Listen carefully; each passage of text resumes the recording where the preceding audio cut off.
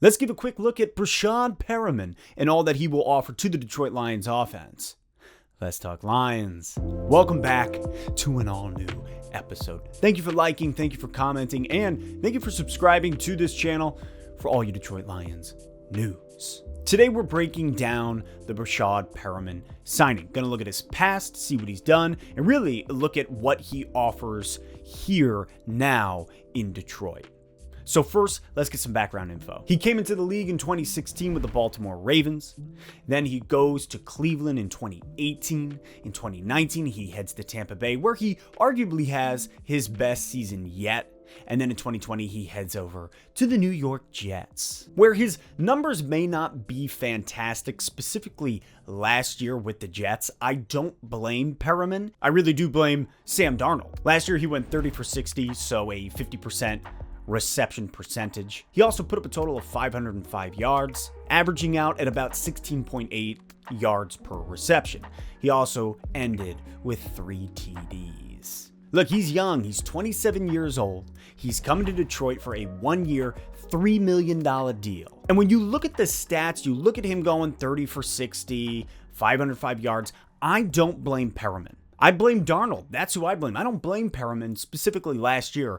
Darnold's accuracy was awful, all over the place, just never played to the strengths of Perriman. Yes, he has struggled in the past with drop balls, so we'll see how him and Goff work together. Where I think that they will mix well together is Goff's accuracy and Perriman's speed. And as he is coming from the Jets, I reached out to a good friend and Jets YouTuber, Ryan from Jets 24/7, on his thoughts about Perriman coming to the Lions. It's actually very interesting. And so before we get to that, I did link his channel in the description. Go give my man a sub. He is A, hilarious, but B, incredibly knowledgeable. One of his strongest suits, easily, is salary cap. You ask Ryan a question about the salary cap, and I'm like, he's just a brainiac when it comes to that. He is a legend, an incredible, incredible dude. So without any further ado, roll it.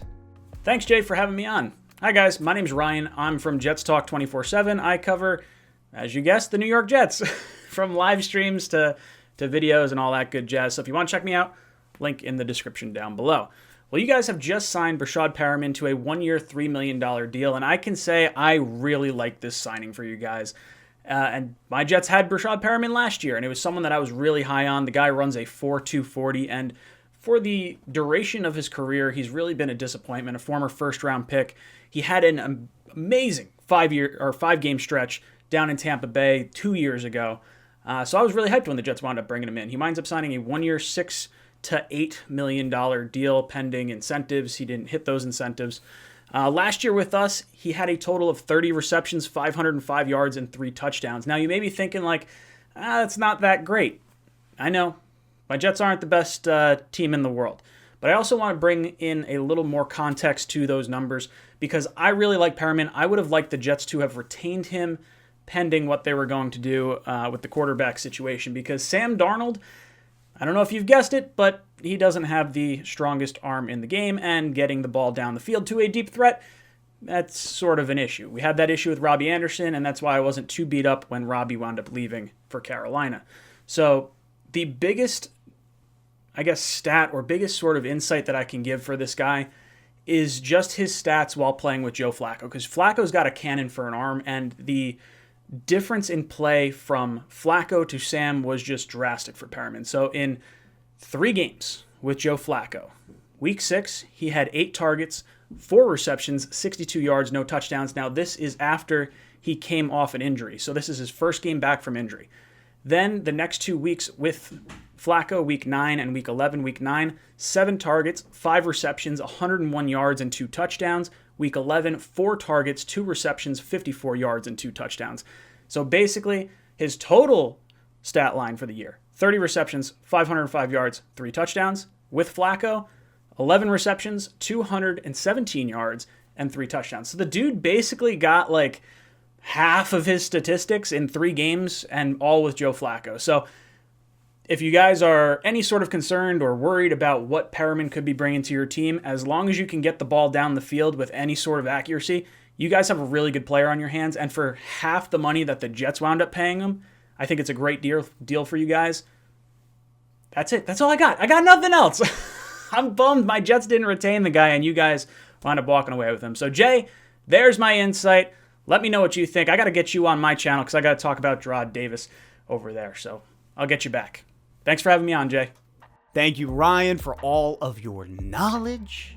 It was incredible, specifically looking at the Flacco-Perriman pairing. The fact that he got half of his stats in those, 2 games with Flacco, incredible. And that shows you Sam Darnold's incompetency, I think, especially regarding the skill suits that Perriman has. I think Perriman mixed with Jared Goff is a great pairing due to Goff's accuracy. So I'm excited for the Perriman signing. I think it's a phenomenal one by the Lions. It fits a need.